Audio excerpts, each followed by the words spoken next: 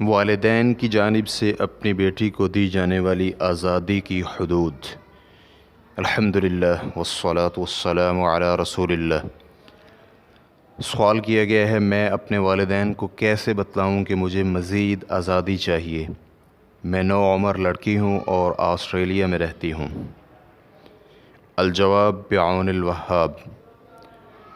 محترمہ بہن، ہمیں نہیں معلوم کہ آپ کس قسم کی مزید آزادی کا مطالبہ اپنے والدین سے کر رہی ہیں، اور آپ کے ہاں آزادی کا کیا مطلب ہے، کیونکہ اس وقت آزادی کا مفہوم اتنا وسیع ہو چکا ہے کہ لفظ آزادی کا اطلاق ہی دھندلا چکا ہے۔ بہرحال اللہ رب العزت آپ کو برکتوں سے نوازے۔ آپ یہ بات سمجھ لیں کہ آزادی بھی اللہ رب العزت کی مقرر کردہ حدود کے اندر ہونی چاہیے، لہٰذا ایسی کوئی آزادی نہیں ہے جو اللہ رب العزت کی شریعت سے متصادم ہو، اور نہ ہی آپ کا یہ حق بنتا ہے کہ آپ والدین سے ایسی آزادی کا مطالبہ کریں، بلکہ والدین کو یہ حکم دیا گیا ہے کہ وہ آپ کو باادب بنائیں، اللہ کی شریعت پر پابندی سے چلنے والا بنائیں، آپ کو حدود اللہ کا خیال کرنے والا بنائیں۔ نیز والدین سے اس چیز کا بھی شریعت میں مطالبہ کیا گیا ہے کہ وہ آپ کا خیال رکھیں، آپ کی اچھے اخلاق اور نیک اعمال پر تربیت کریں۔ تو اس میں یہ تمام چیزیں شامل ہیں کہ آپ کے عقائد و نظریات صحیح ہوں، آپ کو باطل اور گھٹیا قسم کے نظریات سے بچائیں۔ اس میں آپ کی عبادات بھی شامل ہیں، فرائض کی ادائیگی اور حرام کاموں سے اجتناب بھی شامل ہے۔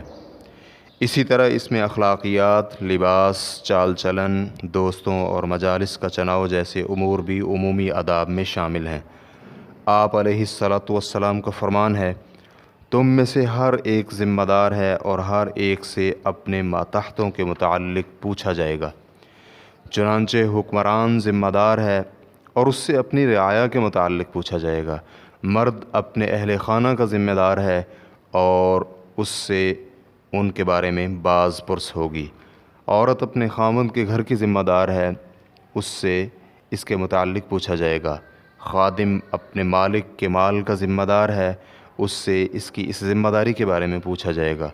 راوی کہتے ہیں کہ مجھے لگتا ہے کہ آپ علیہ الصلاۃ والسلام نے یہ بھی فرمایا تھا کہ آدمی اپنے والد کے مال کا ذمہ دار ہے اور اس سے اس کے متعلق باز پرس ہوگی، اور تم میں سے ہر شخص ذمہ دار ہے اور اس سے اس کی ذمہ داری کے متعلق پوچھا جائے گا۔